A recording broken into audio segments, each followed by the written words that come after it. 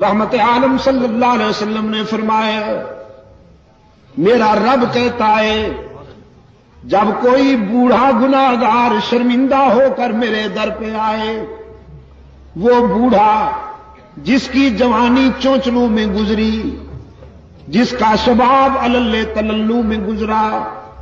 نشہ تھا شباب کا، ترنگ تھی جوانی کی، دولت کی مستی تھی، برادری اور پارٹی کا غرور تھا، رگوں میں گرم گرم خون کی روانی تھی، دولت کی فراوانی تھی، ساری زندگی بغاوت میں گزار دی، ایک بار بھی میرے در پہ سجدہ ریز نہیں ہوا، نامہ اعمال میں ایک بھی سجدہ نہیں، ایک بھی نیکی نہیں، لیکن اب زندگی کی شام ہو گئی، آنکھوں سے بینائی چلی گئی، کان سماعت سے معروم ہونے لگے، زبان میں لکنت آ گئی، دانت گر گئے، سر کانپنے لگا، بالوں میں سفیدی اتر آئی، بیماریوں نے یلغار کر دیا، معدہ کچھ ہضم نہیں کرتا، کمر جھک گئی، پاؤں کانپنے لگے، ہاتھ لرزنے لگے، اولاد نے بھی نگاہیں پھیر لی، لوگوں نے بھی رخ پھیر لیا،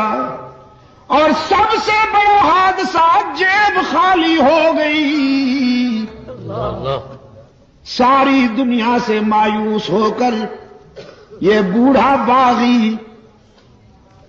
یہ بوڑھا گناہگار رات کے اندھیرے میں سب سے چھپ کر اللہ کے در پہ روتا ہوا آتا ہے کہ تنگ دستی کے جو عالم میں گھبراتا ہوں، پر درے غیر پہ جاتے ہوئے شرماتا ہوں، ہاتھ پھیلانے میں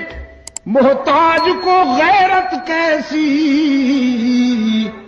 شرم اتنی ہے کہ بندہ تیرا کہلاتا ہوں۔ رب العالمین نے فرمایا میرے محبوب، میرے پیغمبر، بہت اچھی طرح جانتا ہوں اس بوڑھے کو، اس کے ماضی و حال کا ایک ایک نقش میرے سامنے ہے،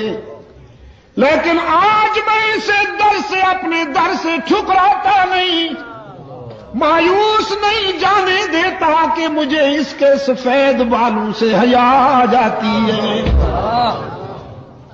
کہ اگر میں بھی اسے ٹھکرا دوں تو کہاں جائے گا، یہ بھول گیا میں کیوں ٹھکراؤں۔ ہاں بیٹا، چھوٹا سا بچہ